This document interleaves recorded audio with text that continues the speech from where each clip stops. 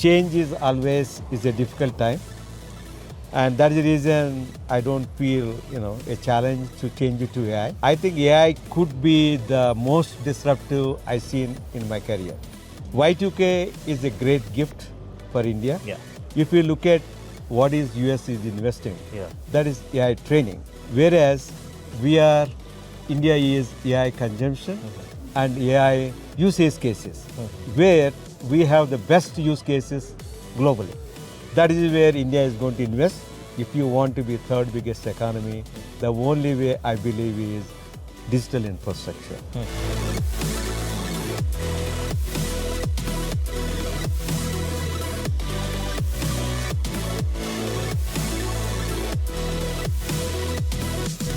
I'm here with Raju Vegesna, Global Chairman and Managing Director of Sify Technologies, who's back in India after creating world-class companies in Bay Area. Now he's creating a world-class company out of India. And we are at Davos, where the high point is basically AI. And he's one of the builders of AI, who's putting up a big data center business in India. One of the really interesting things I found in your career is basically 5 different versions of Sify that you've taken it through. Yes. First of all, what made you do that? And second, how difficult was it to change? I don't think it's easy. It's difficult. Change is always a difficult time, and that is the reason I don't feel a challenge to change it to AI. So as you know, Sify has started internet pioneer in India. Most of Indians got internet from Sify, either cyber cafes or broadband to home. Since I took over, I converted into enterprise company, and today our network reaches 1,700 plus cities across the country, and we have one of the biggest network provider in India for enterprise customers. Similarly, we build big portfolio of the data centers. Now we are building AI. So after generation, we target of enterprise network. Then we evolved as an ICT company. Then we evolved as a cloud company, cloud as a core. We launched our private cloud in 2012. Then we became a digital infrastructure.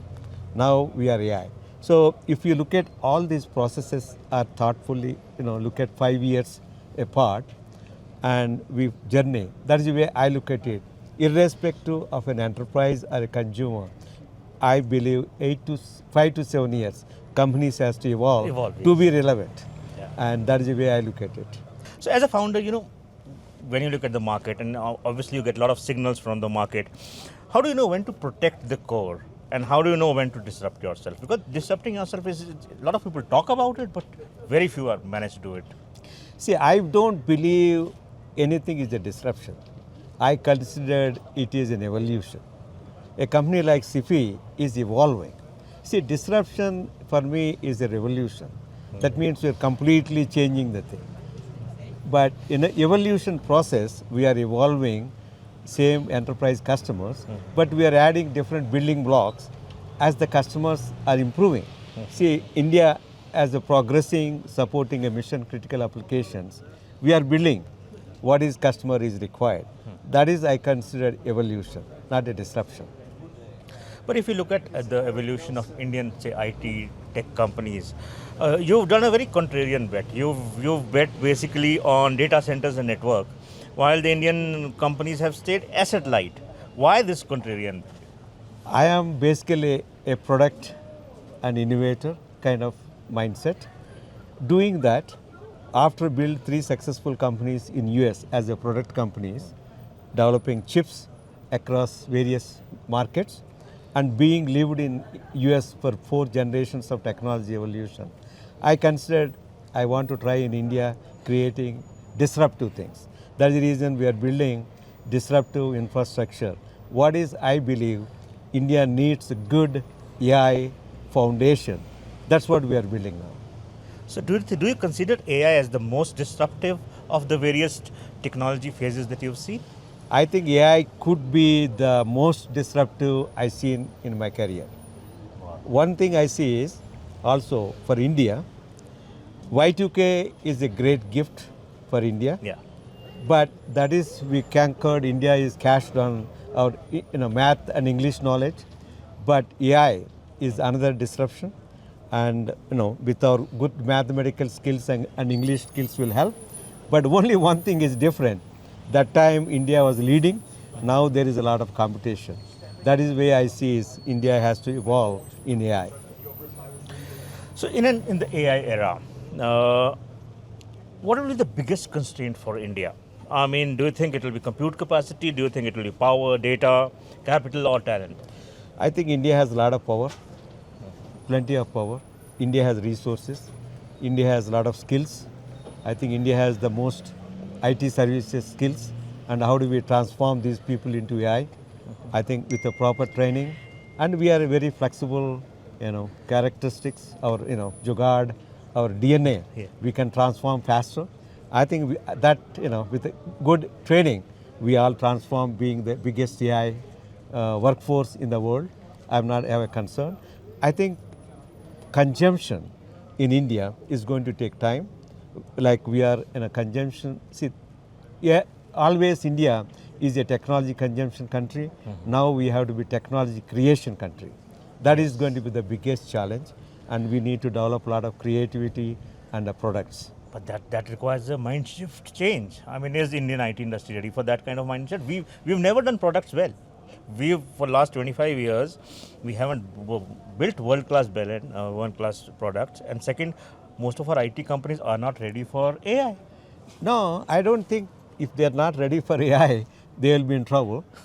I think if I look at it, what is all the IT companies hosted in Davos, and I visited a couple of them, they're transforming.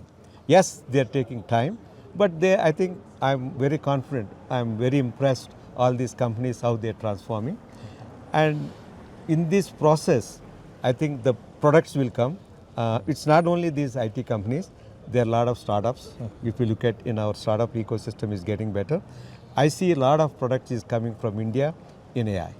One of the important players in the whole AI game are going to be basically these global hyperscalers. What role should the Indian companies like Sify play? They should be a partner, competitor, or sovereign infrastructure providers. So at the beginning we are a partner because we don't have that kind of a muscle like hyperscaler, and maybe we may do some private clouds because Indian customers wants to host close to their chest their data. We offer those services. That is I don't consider as a competition. It's an hybrid. It's a cooperation with hyperscalers.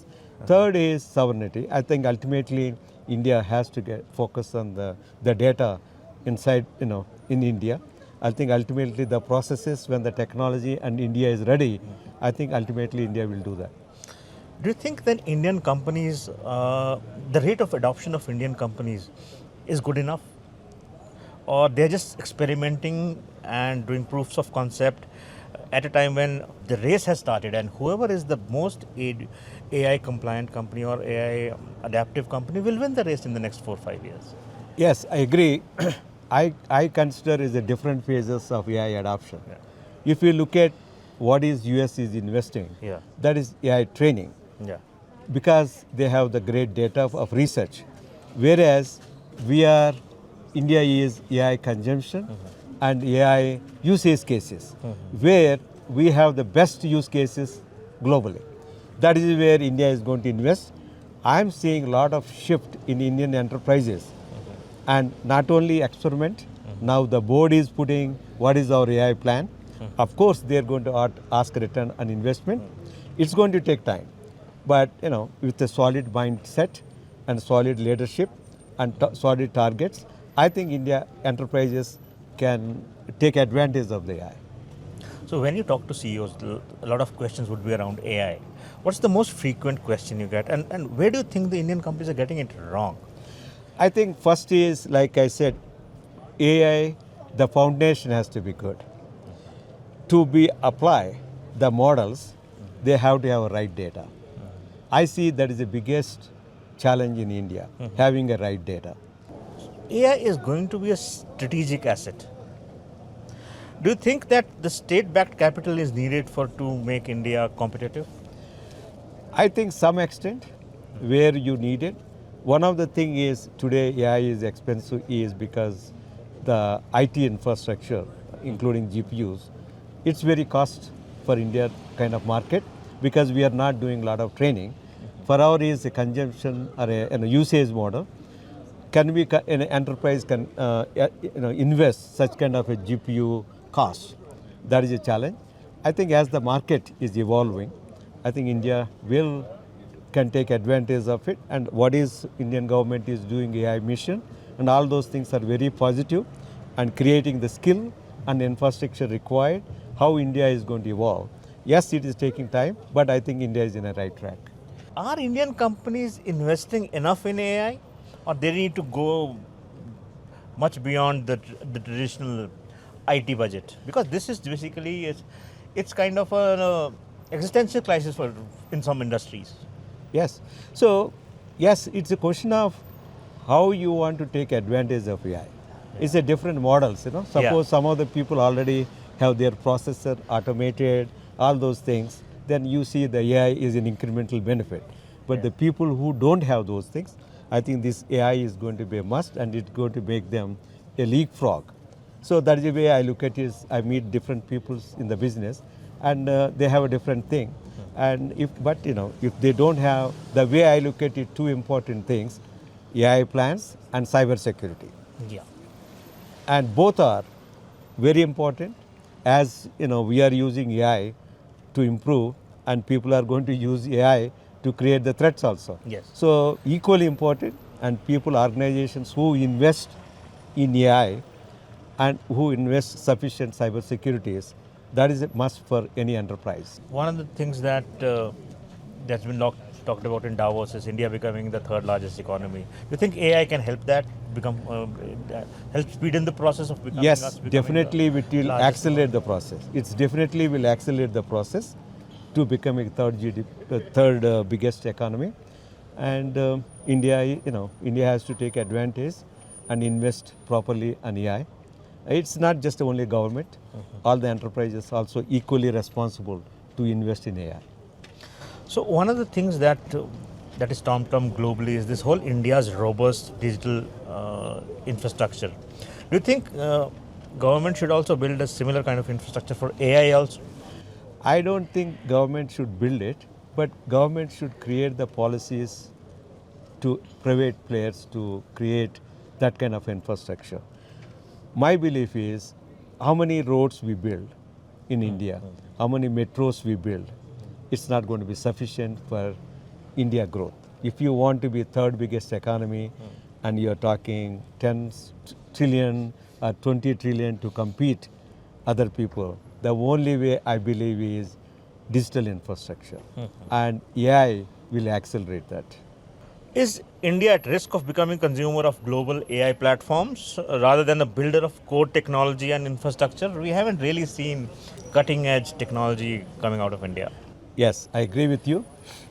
One thing is we should not be again a consumer of the technology. All these years we are the consumers of technology.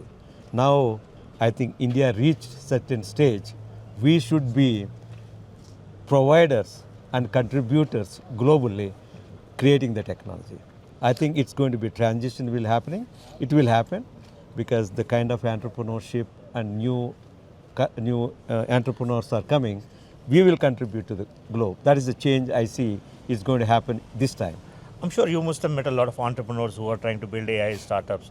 Do you see a new kind of startup ecosystem around AI? We had one around 2008, we had another around 2012. Do you see in the next 26, 27 a new kind of AI startup revolution starting in India? Yes, I think there is AI will opportunity for a lot of, if you look at it in financial sector and health sciences or even agriculture. All those things offers new opportunities for a lot of entrepreneurs, and AI is a very good platform for all these entrepreneurs to exceed to the next level.